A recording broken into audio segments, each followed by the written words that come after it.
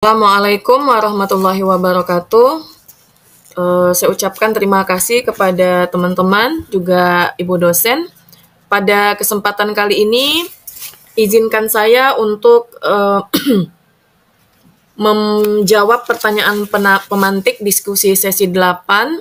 Apakah sistem, jenjang, dan struktur persekolahan serta kebijakan pengelolaan pendidikan dasar di negara ASEAN dan Asia Pasifik memiliki persamaan dalam implementasi pendidikan yang Anda rasakan di lingkungan sekolah Anda?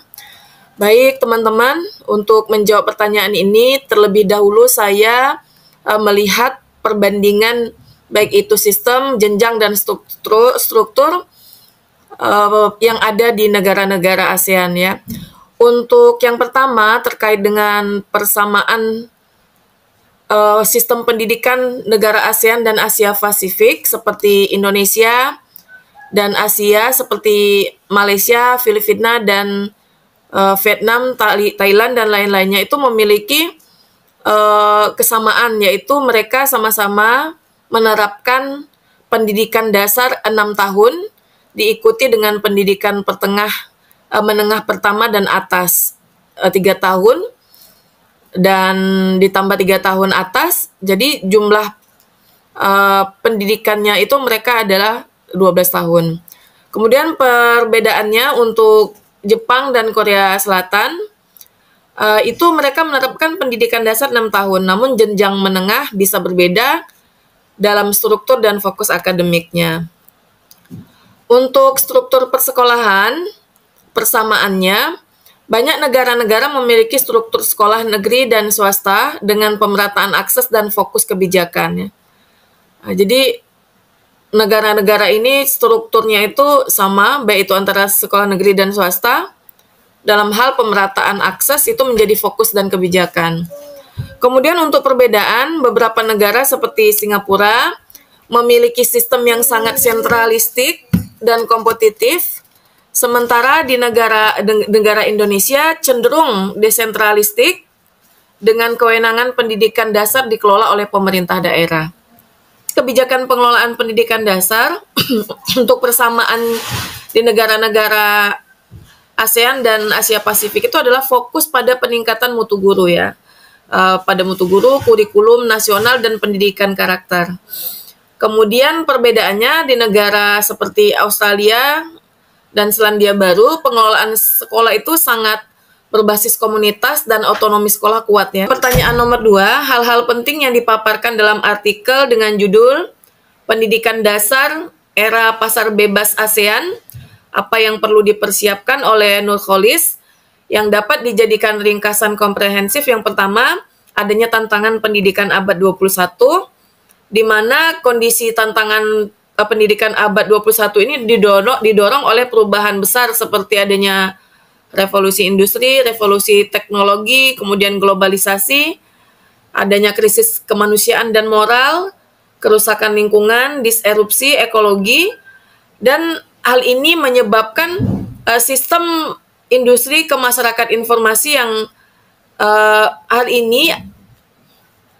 ini menuntut redefinisi pendidikan dari sistem industri ke masyarakat yang memiliki informasi dan nilai-nilai spiritual. Kemudian dalam artikel ini juga dibahas tentang dampak masyarakat ekonomi ASEAN, yaitu MEA membuka pasar bebas tenaga kerja dan jasa pendidikan antar negara ASEAN, serta membawa tantangan kualitas lulusan karena persaingan global. Sehingga pendidikan harus menyiapkan siswa dengan kecerdasan intelektual, emosional, spiritual, dan teknologi.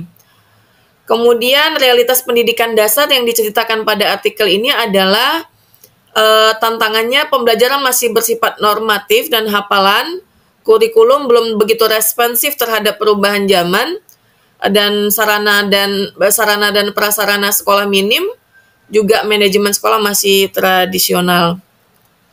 Nah, apa yang dilakukan? Yang dilakukan adalah mempersiapkan siswa untuk menghadapi tantangan ini dengan mengelola pembelajaran secara aktif, kreatif, reflektif, kontekstual, dan mampu menjawab tantangan zaman. Nah, untuk pertanyaan soal nomor 3, analisis saya terhadap video yang ditampilkan dalam modul dalam analisis saya terhadap video yang ditampilkan adalah yang pertama, sejarah dan tujuan ASEAN dibentuk untuk meningkatkan kerjasama regional di berbagai bidang ya, termasuk pendidikan. Kemudian video ini juga mengatakan inisiatif pendidikan ASEAN, yaitu yang menyoroti adanya program-program di ASEAN ini terkait dengan kurikulum sekolah maupun kurikulum di universitas yang bertujuan untuk harmonisasi pendidikan di kawasan ASEAN.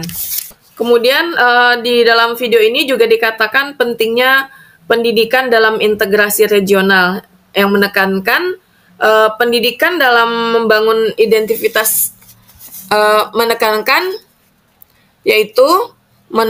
peran pendidikan dalam membangun identitas ASEAN dan mempersiapkan generasi muda dalam menghadapi tantangan yang ada dan datang dari secara global.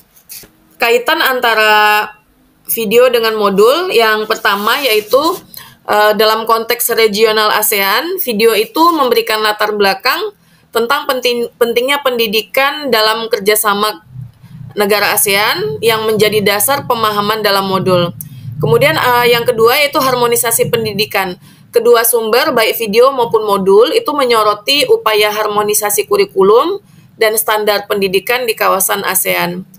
Kemudian tantangan bersama baik di dalam video maupun di dalam modul itu membahas tantangan seperti digitalisasi pendidikan, kemudian inklusivitas dan kualitas pengajaran guru. Kemudian yang terakhir yaitu pentingnya kerjasama ya, baik di video maupun di dalam modul, itu menekankan perlunya kolaborasi antar negara untuk meningkatkan mutu pendidikan di kawasan Asia maupun di ASEAN. Baik Bapak Ibu, demikian hasil analisis saya terhadap diskusi sesi 8. Assalamualaikum warahmatullahi wabarakatuh.